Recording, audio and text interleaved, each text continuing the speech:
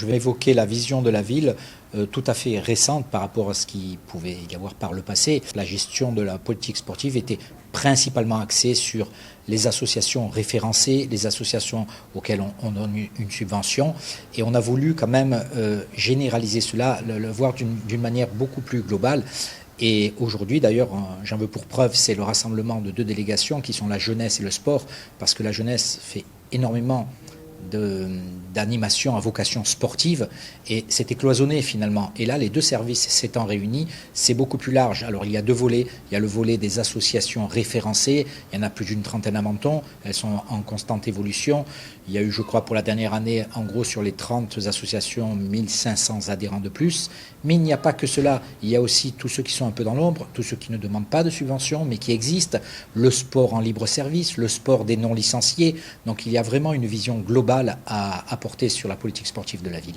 On va enfin libérer l'espace Coaland qui est beaucoup demandé parce qu'il a été pris, travaux, sablettes oblige par les différents vides-greniers parce qu'il faut répondre à l'attente de tout le monde. Il y a les associations demandaient aussi des vides-greniers. D'ailleurs, il y a des associations sportives qui demandent des vides-greniers, c'est un peu le paradoxe, mais elles utilisent un site qui va être un peu redonné en libre service aux écoles et à la jeunesse mentonnaise.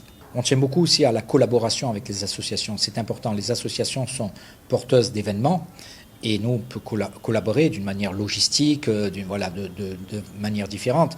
Il y a eu récemment, on est assez fiers d'avoir pu avoir un championnat de France de boxe anglaise à Menton qui s'est déroulé au Palais de l'Europe. Ça, c'est vraiment l'exemple type des collaborations. Il y a une autre collaboration qui va prendre le jour. Nous avons déjà eu une première réunion avec tous les présidents des clos de pétanque, car nous allons pour la fin de l'année poser une date ou en octobre ou novembre pour faire la première mentonnaise de pétanque. Et ça, c'est intéressant parce que c'est vraiment la collaboration pure, c'est-à-dire on fait participer les associations, les clos nous aident là-dedans, notamment dans les phases qualificatives, et puis les finales seront une grande journée festive au Jardin Biovès. Donc ça fait partie vraiment de tout ce qu'on peut faire en collaboration.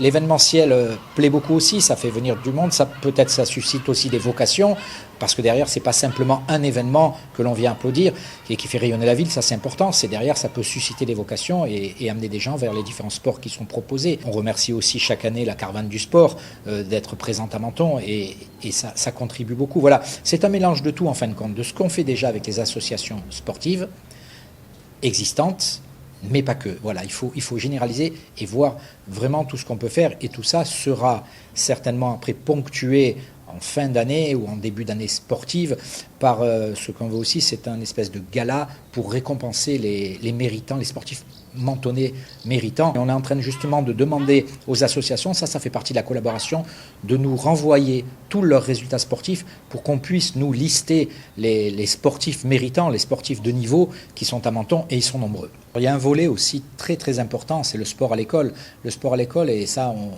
on tient vraiment à collaborer et que les associations existantes collaborent pour pouvoir initier donc avec des partenariats avec l'école, et d'où encore ce que j'ai expliqué tout à l'heure, la symbiose entre l'éducation, la jeunesse et le sport, pour pouvoir mettre en place tout ça. Il y a aussi des services de l'animation qui sont proposés sur des thèmes sportifs. Là, forcément, nous sommes dans une année hautement sportive, puisque c'est une année olympique, donc il y aura aussi des événements autour des Jeux olympiques, ça avait commencé déjà depuis quelques temps. On est présent et sur le terrain et sur les événements, pour pouvoir vraiment proposer aux Mentonnais un panel vraiment important d'événements et de sport.